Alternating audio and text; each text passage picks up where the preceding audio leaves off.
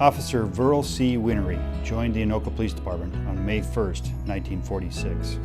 He died in the line of duty January 18, 1947. He was directing traffic at the scene of a serious traffic accident at the intersection of Highway 10 and 7th Avenue, now known as 7th Avenue and East River Road. While directing traffic, he was struck by a vehicle that had slid on a patch of ice and lost control. He was first taken to the Anoka Hospital and then to St. Andrew's Hospital, where he succumbed to his injuries at 4 a.m. The men and women of the Anoka Police Department will never forget his sacrifice. Deputy Ernest Zettergren was shot and killed on December 7, 1953, when he interrupted a burglary at a local tavern. He had noticed that a window was broken out at the business and pulled up behind a car that was parked in front of it. He was able to radio the license plate when the suspect came out and approached the car. Deputy Zettergren had his weapon drawn as he asked where the mail had come from, but the man fired first, hitting Deputy Zettergren twice in the head. After shooting our deputy, the man took Deputy Zettergren's weapon and a clipboard and fled the scene. He stopped once to try and wash the blood off of his hands in the snow, and he threw both guns, the clipboard, and his blood-stained jacket away as he drove into Minneapolis. Deputy Zettergren's body was found around 7:30 that morning by two boys on their newspaper route.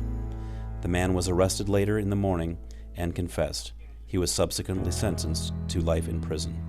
Deputy Zettergren was survived by his wife and 6 children. Chief Gerald Bowe's St. Francis Police Department, end of watch, June 10, 1967. Chief Bowe was shot and killed on June 10, 1967, after responding to a party in a field. When he and the other officer arrived, they heard either gunshots or firecrackers and then told all of the teenagers to get into their cars. 2 of the teenagers ran into the woods and Chief Bowe followed. Chief Bowe went into the woods where he thought he saw a lit cigarette. Again, he told the teenagers to come out and go to their cars.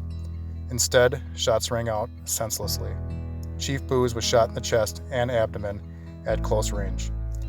The suspects, 2 teen brothers with handguns, fled but were located within hours by investigating deputies.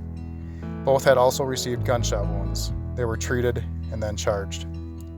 Chief Bowe worked only part-time as chief of police for only $100 per month. He was survived by his wife and 2 children. His daughter would follow in his footsteps, joining the ranks of the Anoka Police Department and then the Anoka County Sheriff's Office as a detective. Officer Ramsdell was shot and killed on July 30th, 1977, while transporting a prisoner. He and another officer had arrested a DUI driver and his passenger for disorderly conduct. The driver and passenger were both well known to Officer Ramsdell, as the passenger was a nephew of another officer. While Officer Ramsdell and Officer Capalla arrived at the Anoka County Jail with the 2, the passenger, who had been arrested for disorderly conduct, retrieved a .25 caliber pistol from his back pocket. With his hands behind his back, he was able to shoot Officer Ramsdell in the abdomen. An Anoka County Detention deputy was also shot and wounded as he ran to the scene to help. After the suspect was taken under control, Officer Ramsdell was transported to Mercy Hospital, where he succumbed to his wounds. During the early morning hours on Saturday, August 9, 1986, Richard Legler and fellow detention deputy Anthony Hesh were on their way to work at the Anoka County Jail.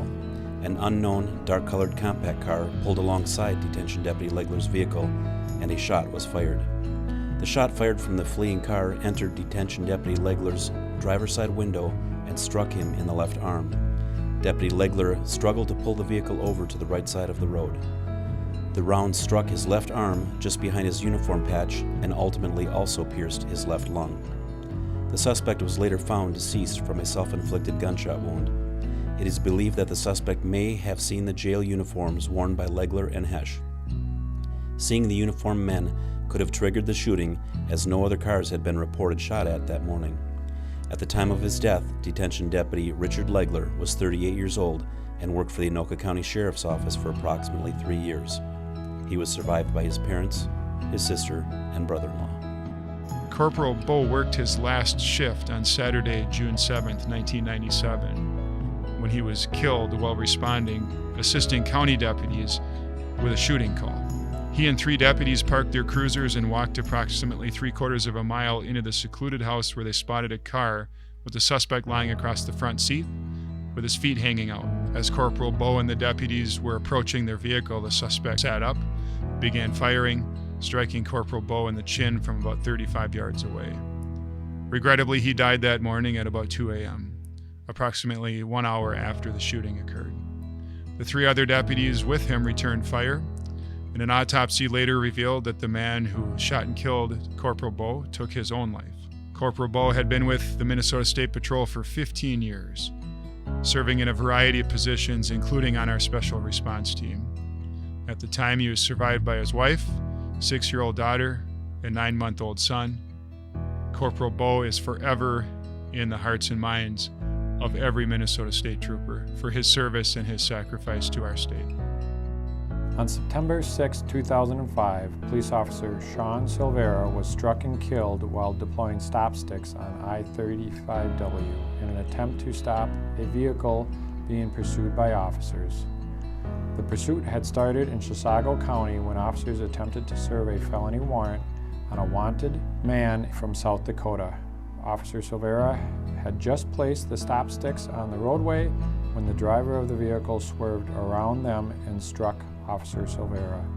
Officer SIlvera had positioned himself on the median of the highway. After striking Officer SIlvera, the vehicle continued into the northbound lanes and struck an oncoming vehicle. The suspect then attempted to flee on foot and was taken into custody. The man was charged with second-degree murder in connection with Officer SIlvera's death. He subsequently pleaded guilty and was sentenced to serve 42 years. Officer SIlvera had served with the Lino Lakes Police Department for 7 years. He is survived by his wife and 2 children.